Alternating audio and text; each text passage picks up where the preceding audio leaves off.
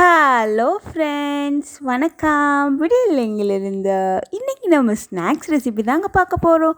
அதுவும் ரேஷன் கடையில் பருப்பு கொடுப்பாங்க பார்த்தீங்களா, அதை வச்சு சிம்பிளாக டேஸ்டியாக மசால் வடை டேஸ்ட்டில் நம்ம வீட்டில் இருக்கிற இன்க்ரீடியண்ட்டை வச்சு ஒரு வடை தாங்க பார்க்க போகிறோம். வாங்க வீடியோக்குள்ளே போகலாம். வீடியோக்குள்ளே போகிறதுக்கு முன்னாடி நம்ம சேனலை சப்ஸ்கிரைப் பண்ணிக்கோங்க. நான் 100 கிராம் மெஷர்மெண்ட் கப்பில் 100 கிராம் ரேஷன் பருப்பு தான் எடுத்திருக்கேன். ரேஷன் பருப்பு கிடைக்கலன்னா நீங்கள் எப்பயுமே கடையில் விற்பாங்க பார்த்தீங்களா, அந்த பருப்பு எடுத்துக்கலாம். இது மாதிரி 3 டைம்ஸ் நல்லா வாஷ் பண்ணிவிட்டு 1 மணி நேரத்துலேருந்து 1.5 மணி நேரம் நல்லா ஊற வச்சுக்கோங்க. இப்போ மிக்ஸி ஜாரில் ஒரு 2 பச்சை மிளகா கரெக்டாக இருக்கும், காரத்துக்கு ஏற்றாப்புல போட்டுக்கோங்க. அடுத்து 1 டேபிள் ஸ்பூன் கிட்ட சோம்பு சேர்த்துக்கோங்க. வெள்ளைப்பூடு ஒரு 8லேருந்து 6 பூண்டு, இந்த 100 கிராம் கரெக்டாக இருக்குங்க. இது மாதிரி நல்லா ஊறி வந்துடும். எக்ஸ்ட்ரா ஊற வைக்காதீங்க, தண்ணி குடிச்சிடும். 1 மணி நேரத்துலேருந்து 1.5 மணி நேரம் கரெக்டாக இருக்கும். எடுத்து நல்லா தண்ணி இல்லாமல் இந்த மிக்ஸி ஜாரில் வடிகட்டி சேர்த்துக்கோங்க. இதிலிருந்து ஒரு கைப்பிடி அளவு எடுத்து வச்சுக்கோங்க. முழுசாக போட்டு நம்ம பொரிக்கும்போது இது எவ்வளோ கிறிஸ்பியாக இருக்குமோ, மென்று சாப்பிடும்போது அவ்வளோ டேஸ்ட்டாக இருக்கும். அதனால் ஒரு கைப்பிடி அளவு அரைக்காத எடுத்து வச்சுக்கோங்க. உப்பு போடாமல் நல்லா இது மாதிரி கொரன்னு அரைச்சி வச்சுக்கோங்க. இது மாதிரி அரைச்சிக்கிட்டிங்கன்னா நம்ம உடைக்கும்போது அப்படியே மொறுமொறுன்னு கிறிஸ்பியாக இருக்கும். அதுக்காண்டி தான். வெங்காயம் கொஞ்சம் எக்ஸ்ட்ரா சேர்த்துக்கிட்டிங்கன்னா சூப்பராக இருக்கும். இப்போ சில பேர் பூண்டு சேர்க்க மாட்டாங்க, அதுக்கு பதிலாக இஞ்சி சேர்த்தும் அரைச்சிக்கலாம். அடுத்து அந்த நம்ம ஒரு கைப்பிடி அளவு எடுத்து வச்சோம் பார்த்தீங்களா, முழு பருப்பு, அதையும் எடுத்து கொஞ்சோண்டு சீரகம் சேர்த்து மணத்திற்காண்டி பெருங்காயத்தூள் சேர்த்து இப்போ அரைச்சி முடித்த உடனே தான் உப்பு சேர்க்குறோம். தேவையான அளவு உப்பு சேர்த்து நல்லா பெசரி எடுத்துக்கோங்க. எல்லா இடத்துலையும் உப்பு பரவலாக பெசைகிற மாதிரி லைட்டாக டேஸ்ட் பண்ணி பார்த்துக்கோங்க, உப்பு கரெக்டாக இருக்கான்னு. பிசைஞ்சிட்டு இது மாதிரி தண்ணியே இல்லாமல் நல்லா இருந்தால் தான் ஒரு சொட்டு நம்ம ஊற்றுற எண்ணெய் அப்படியே இருக்கும், எண்ணெயே குடிக்காதுங்க.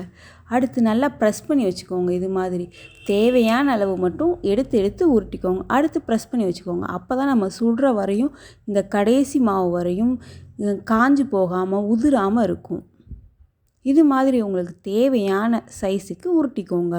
நான் ஃபஸ்ட்டு 3 வடை பெருசாக ஆமை வடை போடுவோம் பார்த்தீங்களா, அந்த சைஸில் தான் போட்டிருக்கேன். இது மாதிரி நல்லா ஹை ஃப்ளேமில் வச்சு நல்லா கொதித்து எண்ணெய் வரும்போது சிம்மில் வச்சுருங்க. ஏன்னா பருப்பு வேகிறதுக்கு கொஞ்சம் நேரம் ஆகும். அதனால நான் சிம்மிலேயே வச்சு தான் பொரிக்கிறேன்.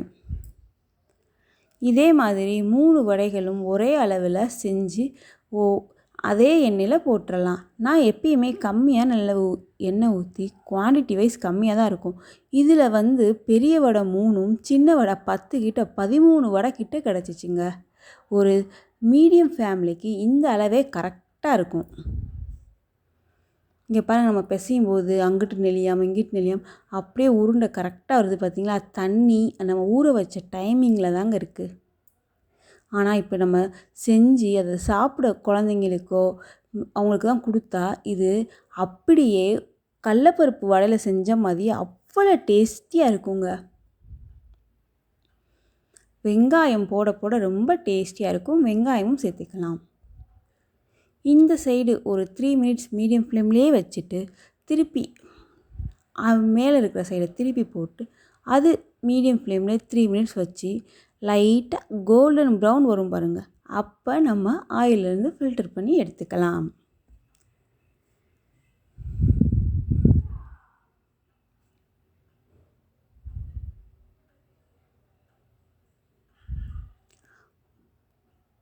இந்த மாதிரி ஸ்டேஜ் எல்லாம் வெங்காயம் எல்லாம் நல்லா கிறிஸ்பியாக மாறணுன்னு நம்ம சிம்மிலே தான் வச்சுருக்கோம், ஹை ஃப்ளேம்லேயே வைக்கலை. ஹை ஃப்ளேமில் வச்சோம்னா அது எப்படி ஆகும்னா டக்குன்னு கலர் மாறிடும், உள்ளே வேகாமல் இருக்கும். அதனால் மீடியம் ஃப்ளேம்லேயே வச்சு பொரிக்கணும். இப்போ பார்த்தீங்களா, நான் சின்ன சின்ன வடையாக போட்டிருக்கேன். இந்த 1 ரூபா வடை விற்பாங்கள்ல, அந்த சைஸில் போட்டிருக்கேன். இதையும் அதே மாதிரி 1 நிமிஷம் விட்டு விட்டு போட்டிங்கன்னா எதுவுமே ஒட்டாது, தனித்தனியாக அதுவே வந்துடும். அவ்வளோதாங்க, நம்ம ரேஷன் பருப்பு வடை ரெடிங்க. கண்டிப்பாக செஞ்சு பார்த்துட்டு எப்படி வந்துச்சுன்னு கமெண்ட் பாக்ஸில் கமெண்ட் பண்ணுங்கள்.